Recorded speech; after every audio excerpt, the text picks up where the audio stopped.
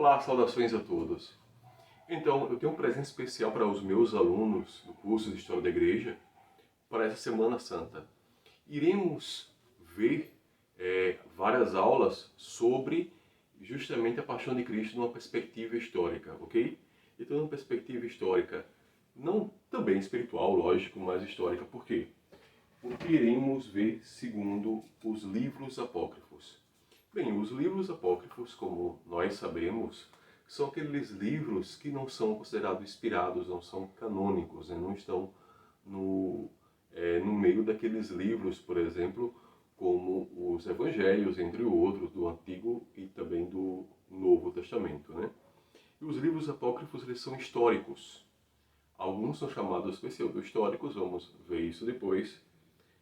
Foram, digamos assim, pessoas para contarem uma história sobre a vida de Jesus Cristo, de acordo com o que elas pensam, alguns até para tirar, digamos assim, os frutos do cristianismo, inventar alguns livros. Então, a gente vai ver um pouco sobre isso.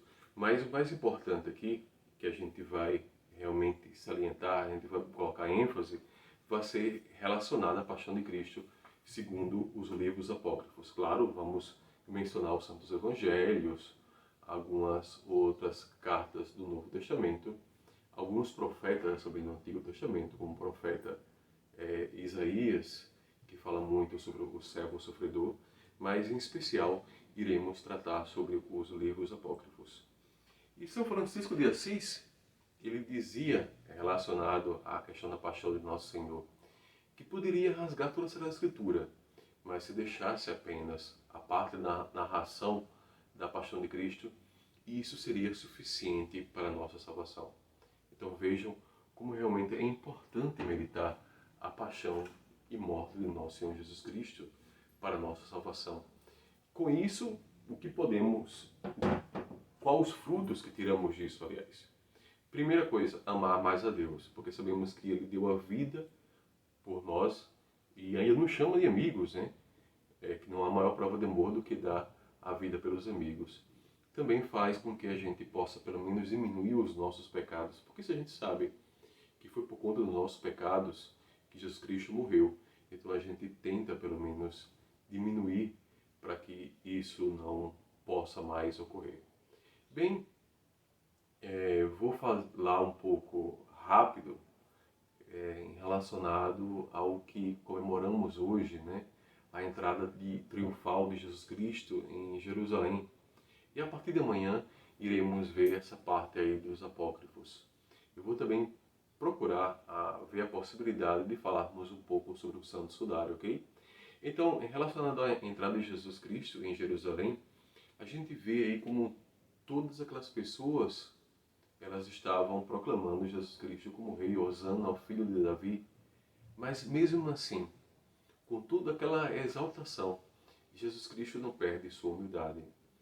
O modo de vestir de Jesus Cristo era um modo digno, porém humilde, simples. A montaria que ele utilizou, um jumento, filho de uma jumenta, como diz o jumentinho, filho de uma jumenta, e aí ele entra triunfante em Jerusalém dessa forma, triunfante, mas não como hoje colocam as pessoas que querem pompas, luzes. Nosso Senhor sempre procurou a humildade. Isso serve também de exemplo para nós. Muitas vezes as pessoas nos querem levantar lá em cima, nos enche de honrarias. Aceitemos também, sinal de humildade, se merecemos isso, mas sempre procuremos ser os mais humildes, os mais simples, sabendo que a gente está recebendo aquela honraria, mas que qualquer outra pessoa poderia receber uma melhor ou igual àquela que nós recebemos. Sempre lembrando que nosso Senhor é o exemplo a ser seguido. Hoje em dia a gente vê muitos exemplos na internet, muitas pessoas que querem servir de exemplo e muitos seguidores, mas ainda o nosso maior exemplo é Jesus Cristo. E é Jesus Cristo que divide a história antes de Cristo e depois de Cristo. E vai ser sempre Cristo o ápice de toda a história. Bem, gente, tem uma parte da entrada de Jesus Cristo em Jerusalém que ele expulsa os vendilhões do templo. Agora vamos a alguns detalhes.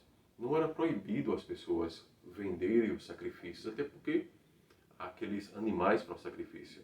Até porque onde as pessoas simples ou de posses iriam buscar os animais para poder oferecer no templo. Só que não dentro do templo. E esse foi a questão. E claro, aí a gente vê também uma figura, muitas vezes, as pessoas que querem utilizar a religião para realmente fazer carreira, né?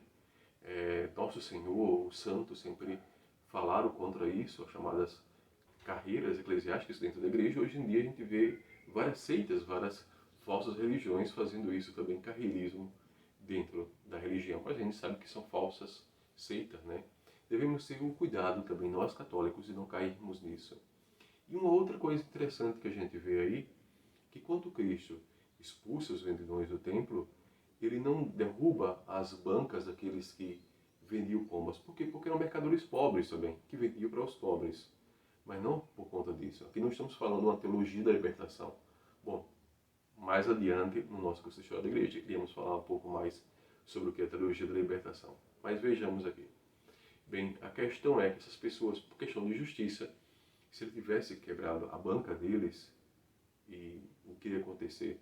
Essas pessoas não teriam um sustento para a família, eram pessoas pobres também. E os outros eram pessoas que podiam, que se aproveitavam apenas daquela situação e podiam realmente comprar novamente as coisas. E Nosso Senhor fez cordas e expulsou os vendedores do templo. Essas cordas simbolizam também o flagelo que Nosso Senhor vai sofrer depois. As cordas porque isso desde muito tempo, inclusive mesmo antes de Nosso Senhor Jesus Cristo, muitos judeus faziam penitência usando os chamados flagelos, mas são aqueles flagelos que foram usados em Nosso Senhor. Algo que não traria doença, como muitos religiosos já o fizeram. Claro que tem muitas coisas que a gente apenas tem que admirar nos santos. Não dá para todos fazerem, podemos dizer assim. Mas, durante essa Semana Santa, procuremos algumas mortificações. Não dormir, nas formas de, digamos assim, até não sentar mesmo, né? Procuremos uma boa postura para não ter problema de coluna, mas busquemos, digamos assim, menos conforto, pelo menos durante essa Semana Santa. Porque é através da sese, desse esforço contínuo, que a gente pode chegar a um grau, digamos assim, maior de vida espiritual.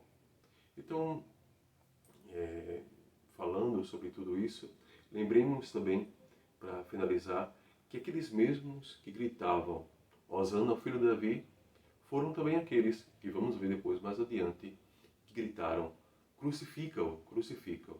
Então muitas vezes vemos bajuladores, pessoas que não só a Nosso Senhor, mas também a nós mesmos, que nos querem colocar lá em cima, mas em um momento falam mal da nossa pessoa, nos caluniam ou difamam, mesmo que a gente tenha cometido algum erro, mas isso é entre nós e Deus. E lembrando que ninguém é isento de pecado.